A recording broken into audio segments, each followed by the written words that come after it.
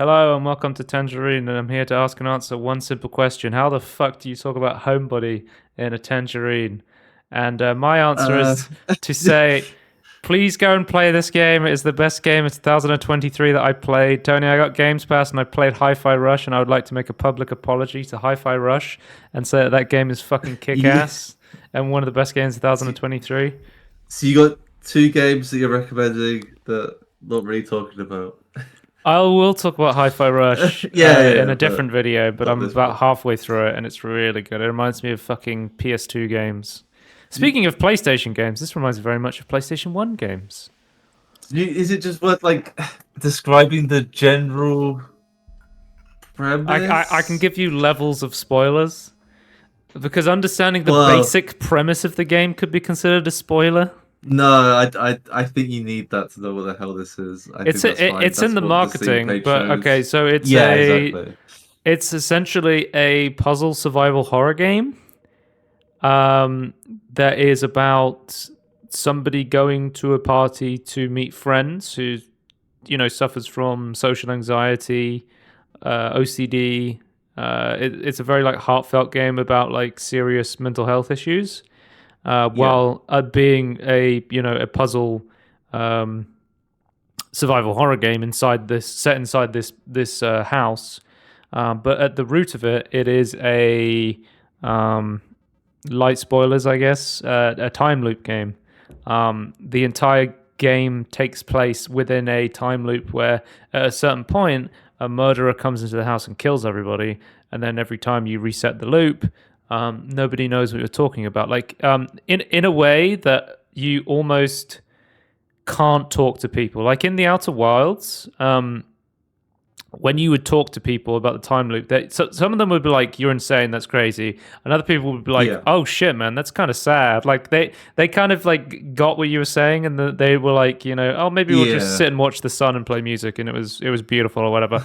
But in this game, yeah, if you have dialogue options, right, and if you try and talk to people about it, something goes ha, like it's like a breathing sound, and it makes you not be able to say what you want to say, but in a way that's right. kind of like social Oh anxiety boy. or stuff Yeah, like yeah, you yeah. want to tell people stuff but you can't, and that's just like one really small aspect about like how good this game is in terms of Yeah, like the yeah. messaging. And you love to see that warping dithering effect. It's the art style is very heavily like a PSX, like like a an early Resident Evil, like Resident Evil 1 or Silent Hill or stuff like that. It is very much like if you like the gameplay of survival horror games, of solving puzzles around like this old ancient house, then you will very much like the gameplay. But I think the story and the interaction with the characters is like a big thing with Homebody. And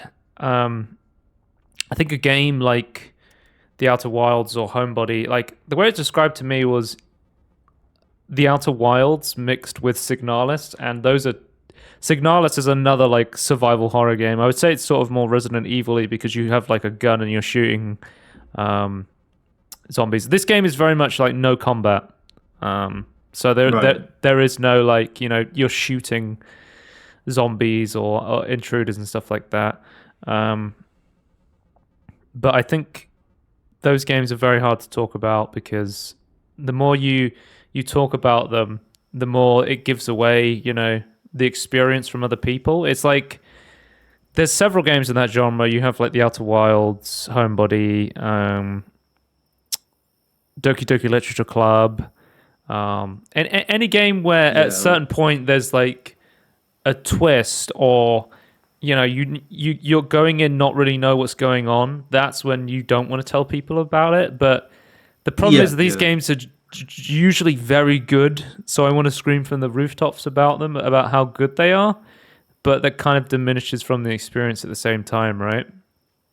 Yeah, I think Um, just saying it's good, the premise and yeah, it's good at demonstrating this premise, I think is I think all you can do really without ruining yeah, it. I mean, some of the puzzles in it are legit, like very interesting, and it's got the certified Joe proofness that I was able to figure out every single puzzle without using a guide. Like I think um, Okay. if you played this game and you felt like you needed a guide, like some of the puzzles are like quite challenging, but I feel like you should try and do every single puzzle in this game without using a guide at least once. Like, Yeah. it's just got that huge like moment of when you piece everything together and it's like a eureka moment and you're like, okay, now I have it figured out, I know what I'm doing. It is just, yeah, it's a great experience, and genuinely a really great game that I think deserves to be talked about more, because I literally hadn't heard of this game until a couple of months ago, until it was recommended to me to the No Clip Yeah, podcast. I've heard of it at all. So, and it's made by the Game Grumps, which is really interesting. So yeah, definitely check out Homebody. I think it's genuinely one of the best experiences of 2023 from what I played. So check it out. Yeah, that's really good. Well, let's move on to something that you really can't talk about either. It's called Super Mario RPG. This game you definitely can talk about. Widely considered to be one of the best games of all time, the original Super Mario RPG. What a strange game, Tony. I don't know if you saw the intro screen there, but it is very much a Nintendo Squeenix game. Has there been many Nintendo Squeenix crossovers? I can't think of any, but that doesn't mean there isn't any. I don't massively keep up with Squeenix stuff, to be honest. I do like some of their stuff. I mean, so. in the sense that they like co-developed the game, or it's like Yeah, Squeenix did the think... game with the Mario IP. I'm not 100% sure how it was done, but a lot of Square Enix games are on Nintendo's consoles and hardware and stuff because they're both Japanese developers. But man, seeing Mario inside what I would consider to be like a very stereotypical JRPG is like a very interesting thing to see, I would say. So like full disclosure, I don't really ever play JRPGs. Like, I understand the basic mechanics, like the turn-based stuff. Like, I would say the most JRPG games I've ever played are like, I would say Pokemon is probably the closest I've ever been. Yeah. Which is there's a lot of stuff here that actually reminds me of Pokemon, which obviously is a little bit more complex than that, and in a good way. Yeah. So, but it does remind me a lot of like something like that. Oh, like kind of like boil or distilling it down to like really fundamental items and things. Like I feel like it's more. Well, like I think that than it is like Final Fantasy. Yeah, the thing that with turn-based stuff, the thing with turn-based stuff for me was always, I get to press a button over and over again. It's not very engaging. Well, it's meant to be like a decision. Like it's meant to be like, how do I figure? It's like a strategy game, almost like a puzzle. Yeah.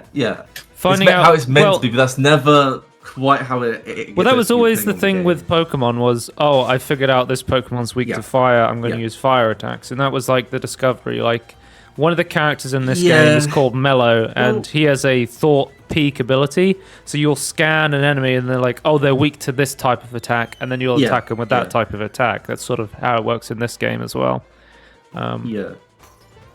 I guess in the point of like Pokemon, you also meant to have like things where like, you can like decrease their defense and increase your attack. When I was a kid, I grinded the hell out of Pokemon. I absolutely loved that game, but I had it on a Game Boy, and I would play it in like the car, or I would just play it all the time around the house because I had just infinite hours and I had nothing else to do. And then I went back and I played Pokemon as an adult, Tony. I'm like, man, I kind of don't like this style of game. It's so grindy, and I don't really feel like I'm doing anything. I had the similar thing, but like my thing was like, I wish they made the combat more strategic, because like I could get behind a more strategic, more comprehensive Pokemon game, but in the same style as the older stuff. To be honest, it's just that it needs to not be grindy. It needs to not be really boring combat, and there's a lot of grind to level, right? It's just like there needs to be a better system. But I think man, this is such a strange no, that's the surprising thing. I went in with this expectation that Square Enix RPG is going to be like 100 hours. It took me like 13 hours to beat the game. It is very much like a shorter, like, I wouldn't say experience, because I feel like I got the full experience of playing an RPG, but they just didn't elongate it for no reason. Like it was a perfect length in my experience. I feel like it was like a very good. And I think the really interesting thing for me as well was with turn-based stuff, I get bored in between the turns. I'm like, I'm not that like I like the strategy of figuring stuff out, but then you press the button, you watch the attack, you wait for the enemy to attack, and then you do it again. Yeah. But with this game, you have the timing system, which makes it really interesting because when you go in for an attack, there's like a rhythm to it. What I'm saying, Tony, is Super Mario RPG is a secret rhythm game.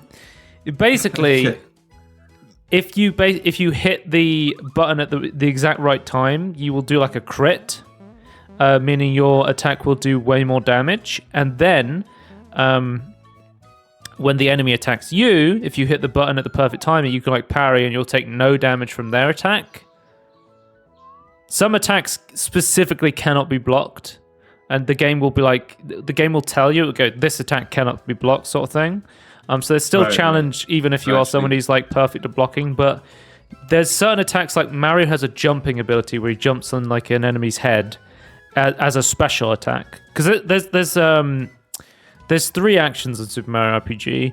There is attack, which is basically your basic attack of whatever item you have equipped. There's your special, which uses flower points or FP, which essentially is your mana bar for this game. And then there's items, so you can recover HP, recover FP mana, or you can revive teammates or do other stuff, right? And then there's the bomb button, which allows you to either defend or run away, but I generally just didn't really use that ever. Because it's almost always best to take an action rather than defend, because you can always defend after you've done your attack. Oh, right, the way. Okay. But yeah, what was I saying? But yeah, I really like the system of the time, and the way they've done it in this game is so good as well. Because basically when you start to do the attacks, it'll put an exclamation mark above your head for the exact timing of when you need to hit. And over time, as you learn the rhythm, the exclamation mark goes away. So you just the game is like slowly tutorializing you how to hit the rhythm, and it goes away. And Tony, if you start to get it wrong again, the exclamation mark comes back like slowly over time to try and help you get the rhythm back. It's like the game is trying to help you over time, but it's not like in a super obtuse way where I feel like if it was badly designed, it'd be like, would you like the exclamation mark? Looks like you're missing shots. Would you like the exclamation mark again? Like a clippy sort of. Yeah, but it's just like it does it naturally over time, which is like a super nice thing. And the thing is, like, eventually you learn the different attacks for your characters. You get a party in this game, so you meet different characters. Like you'll have like there's a character called Mallow who is a like a cloud character who is adopted by frogs. Or there's Geno, which is a puppet who is possessed by the stars. And I'm like, man, these are very strange characters. I'm like, this feels very Squeenix rather than, Nintendo. Yeah. Well, that giant sword is very Squeenix like because you can have like Peach and Bowser, and they're very much like Mario characters. Yeah. But the Squeenix original characters are very much like, this is very strange to like a Mario game. After playing this game, Tony, and seeing the design of Geno, I'm like, oh, I get Everhood now. Because Everhood's main character is like a wooden puppet in like a red bandana. And I'm like, oh, this is Geno from Super Mario RPG. They must have been inspired by this. And I actually get that reference now. It seems like, because this is like a very influential RPG, because it came out like 20 years ago. That long ago? Yeah. I guess is it? But yeah, I've never played a Final Fantasy game. One of the ones that I was very interested in was Final Fantasy 16, but that's because it wasn't turn-based. At least they've become... So over time, Final Fantasy games was becoming less turn-based, right? Yeah. So Square Enix has this weird thing where they try like ever since I think ever since like 13 they kept trying to like reinvent like the JRPG system, and like, it was At never as least, good as like 12 or before. so this is a tutorial that's showing you about timing attacks. Okay. That's like the exclamation mark that comes up. Oh, that's what I was going to say. With the jump special attack, if you can time it correctly, you can jump more. And if you can do it, you can go to like 99 jumps in a row, sort of thing. Oh my god. I think there's like a does special. It get harder as it goes? It gets faster and the timing changes. Yeah. Okay. Right. Oh, there's also an action gauge that builds up over time. And when you have Mario, it basically gives you a random item. But then as you get a party of 3, the action gauge turns into a team attack, where depending on which party members you have, you'll have a different attack, which I found really interesting. So like Mario, Geno, and Mallow will come together and they'll have like this FMV section where they'll ride on rainbows, stars, and then they'll do this big attack. And you want to build that up, but then you'll have like, oh, I've got a party of Mario and Peach, and she does like a healing rain or something like that, you know. Which party members you have together is very dependent on the battle you're going for, and it actually changes how you play. Like Peach is very much a healer, Bowser's a tank, Mario's like a sort of I would say like a in-between character. I think Mario in every single game is always the balanced character, I would say. He's always just trying to be somewhere in the middle. Especially when you have like Mario games where you can platform and stuff. He's usually like, he has a moderate jump, moderate speed, like, or you'll have a character like Luigi who's like much quicker, but he can't jump. Or is he jump? Luigi always jumps higher, or like Rosalina who can do like spins in the air and stuff like that. You know? Right. But the other thing, Tony, is because it's an RPG, after every battle you get XP, and then you can basically level up your characters how you want them. And different characters will have different, archetypes towards them. But you could make Mario a full spellcaster. You could be like, okay, I just want him to basically be jumping and shooting fireballs, and that's where I'm going to put all of my XP into. I know that sounds like another thing where it's like more different than something like Pokemon, where it's like, I feel like you could, based on the moves, you could technically like change your Pokemon to be like a certain type, but if they've actually put more effort in, like make it more like a Screen X game, that's very good. That's much. I had tactical death here to see what would happen if you die, and of course, I see. It goes back to your last save point. It's interesting that Mario's pad and the castle is right next to Bowser. That's just a bit interesting. Just so you can get there very quickly. Okay. Well, that's the thing about this game is, I guess you can't really spoil Super Mario RPG, but in this game, basically the big sword comes down from the sky, and he basically takes over Bowser's castle, and Bowser's like, oh, F this shit. He teams up with Mario, so he's actually a party member that you can team up with. But the way Bowser says it, he says, I will allow you to be my minions. So he's basically like, I will join your party, but you're actually part of my party instead. That makes sense. That's understandable. There's a lot of comedic things in this game. There's no voice acting, so whenever characters are explaining things, it's over text, but they will sort of like jump up and down while they're doing it. In like a comedic way. Like there's this thing that happens in the game where every time a character's explaining something, they will just jump up and down, transform into the thing they're talking about, and then quickly spin around and stuff like that. Oh, okay, right. Interesting. But yeah, so one thing I was worried about was like, oh, am I gonna have to grind in this game? And no, I didn't. The level and stuff. So one of the really cool things about Super Mario RPG is throughout the game, you actually even find stuff called invincibility stars. You know, like in Mario, you find the invincibility star and you go, and you basically run into everything and it dies. In this game, you can get an invincibility star, and the way you interact with enemies is if you walk into an enemy, you start a battle with them. If you have an invincibility star in this game and you walk into somebody, they'll immediately die. And if you just keep running into enemies, by the time your invincibility star ends, it will basically skip those battles and give you the XP you would have got for fighting them. And I don't know if this was in the original Super Mario RPG, because this is the first time I've ever played Super Mario RPG is through the remake, but that is such a lovely quality of life feature if that's something they added in this game. I'm not sure if that's how it worked. How do you get, like, do you have to, like, try and find, like, find the invincibility? Like, there's not really something you can that makes sense. Just use on cue sort of thing. Yeah, it's not just like in so this is so you get like stats when you level up, and then you get to choose where you put your bonus stats. So you HP, attack and defense, or flower points, which is magic. Like a simplified class system. Yeah, that's again, like just distilling it down to like its component parts. So for me, like I made Mario very like, I would say mostly physical, but then a bit balanced.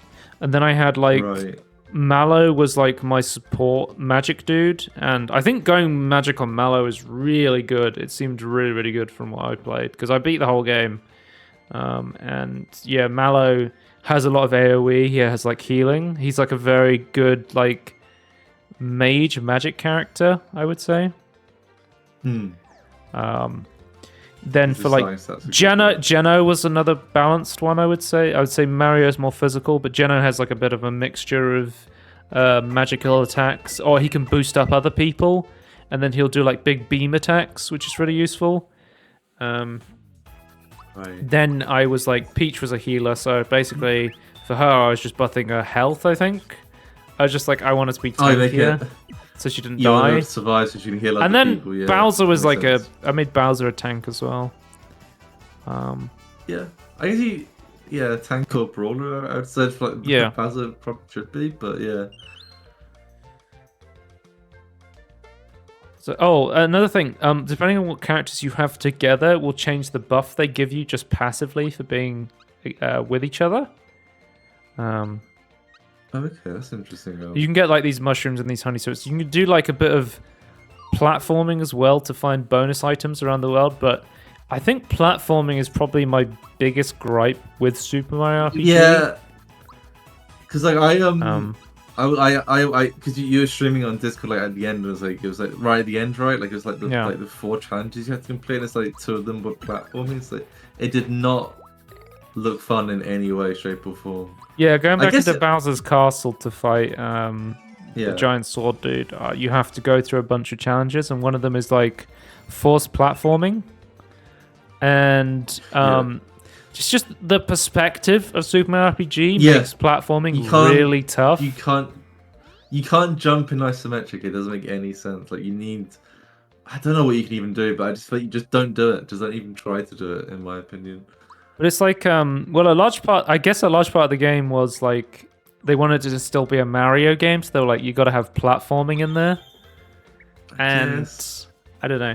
It always feels awkward. Like I never really got stuck on any of the combat encounters. Where I would get like stuck for like 10-15 minutes was just trying to platform from one vine to the other in like going into the cloud area. It was like legitimately, he's weak to being stomped on. He's weak to being stomped on. It's like I always say in games, I'm like, he's like, what is he weak to? He's weak to bullets. Let me shoot him. Weak to damage, yeah. He's weak to death. He's weak to death. I could never tell if there was actually like a bonus for going into a battle like trying to jump on them, or like not getting surprised by them, so they had the advantage. But I don't think there is. There's basically a hidden. There's like a like in Dungeons and Dragons, where what is it called when you attack? There's an initiative system in this game. It's called speed, I think. Normally it's like either speed or initiative, like what other games. And you can equip different items in order to give your characters more speed, so they can attack quicker. So if you're like, so say for example, you're like, I want give Geno more speed because at the start of the fight, I want Geno to buff my other characters. So I want Geno to go first because I don't want to attack before I buff, right? So there is like synergy and strategy in the game. And another really cool thing about which is good to see. The equipment system is, I was talking about the timing of those attacks. it's always fresh as well, because as soon as you equip a different weapon, it has a different attack timing. So that you then have to learn the rhythm for that attack. And then every time you encounter a new enemy, that enemy attacks you in a different way. So you have to learn how to parry that specific enemy. So like throughout the game, I was never like, oh, I just have to press this one button over and over again. It was always like, oh, I've got a weapon that deals more damage. Let me equip this. Now I got to learn the new attack pattern in order to get the crits. And I felt like it made the game always feel like fun and fresh sort of thing. Which is really, really cool. Actually, changing it up a little bit, yeah. But yeah, I think, yeah, I really liked this game. I think it was very good. Tony, the soundtrack is very good. Oh, yeah, well, yeah. I guess you already knew, like, because they changed it up slightly from the original, right? Yeah, so there's two versions of the soundtrack on this version of the game. You can have the original soundtrack if you want, or you can go to the new remastered soundtrack, which is on by default. Right. And it's basically more like a fuller version in terms of like there's more instruments, there's more like it's not bound by the limits of the Super Nintendo system. Yeah. But honestly, I found a lot of the time I put on the old soundtrack and actually preferred it a lot to the new versions. Not to say the new versions are bad. I just think there was something almost like magical or nostalgic about those original versions. Well, I guess the limitations that it had, like had its own style. That it's then like, oh, this is quite good. I don't know. Yeah, it's interesting how that happens. But yeah, there's like stuff. It's like limitations. There's good like puzzle stuff. Like there was a section where I was on a boat, and I had to like solve a bunch of puzzles in order to type in a code into a machine. And I was streaming on Discord, and I had multiple of my friends like trying to help me figure out the code. And they were inputting like answers that were correct, but it was like the game had already accounted for words that would sound like the answer, but weren't quite the answer. Basically, it was like a puzzle where it was like something to do with the beach or the seaside. So one of them was seashells, but it wasn't seashells. It was like it was a word like that, but it wasn't that. But that also fit, sort of thing. So it was interesting in that way. Right. But doing other like challenges and puzzles around the ship gave you more clues as to what the word would be, for example. But you saw some of the later game stuff where I was in the castle, and some of the challenges where I had to do like a quiz, and then I had to like count barrels. And then I had to. What order did they win in based on like riddles? Yeah, there's logic puzzles. There's like there's strategy puzzles, sort of like not chess, but like checkers almost sort of puzzles, or you have to there's that weird jump the block over this block to see where this block goes. You have to have only one left at the end. Is very weird. Weird challenges for. And there's like only one of them was like a actual combat one, right? Just interesting. But yeah, I need to try and change it up.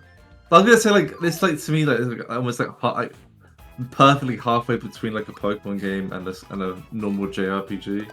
So it's kind of like just in that sweet spot of simple enough, but not too simple, like with enough depth to be interesting. Yeah, I think there's enough depth in this game where I was like. Able to be like, okay, I'm going to go this strategy, equip these items, but not so bogged down that I was like, oh man, I don't want to fight more random mobs. I just want to stand. I just felt like the game was constantly moving. Like I was constantly going from one area to the other without being bogged down by like a billion different little fights. And of course, there's big boss fights as well, which are usually. I would say that. Oh, here we go. These Hammer Bros. I don't think this is like makes it. In a way, it's like how in Dark Souls, it's like you can be killed really quickly, but you can also kill enemies quite quickly. Like it kind of feels like that in terms of like kind of balance. Battle with an armed boss. Is this it? Oh my god, Hammer Bro. Hammer Bros. Oh man, sounds just so good. But yeah, the bosses all have their own like different strategies of how to beat them and stuff like that, and especially later game. It's interesting to do, especially when you're controlling multiple party members as well. So you have to like think about combos and strategies and stuff. But yeah, this game makes me more interested in playing other Super Mario RPG games. I wonder what the other ones are like. Like they're doing a remake of, is it Thousand Year Door this year? I think so. What was it called? Paper Mario: The Thousand Year Door is sometime 2024. Yeah, so they're remastering that game. Maybe I don't know what's the best Paper Mario game to check out. I remember I really wanted the Paper Mario game on the Wii, but that was because it looked more like a platformer, or was it? Are they all RPG games? You know the one I'm talking about. I've never looked into the Paper Mario stuff, so I have no idea. But I assume they're just RPGs. They have platforming as well. Yeah. Was this the only RPG game that was made under Super Mario RPG? I think it must be, right? I don't know. Then I think they just went to the Paper Mario. Yeah. Yeah. Right. But yeah, maybe I'll check out some more Mario RPG games, I guess, because yeah, I've been playing a lot of the platformers, enjoying those. But yeah, see more RPG stuff. I think this was really cool. I know this is an old game that's remastered, but I just thought maybe Pokemon could learn from this and actually have some strategy. Because I was just thinking that why can't like Pokemon have elements, right? Why can't there be like element combinations? Like, it just makes so much more sense.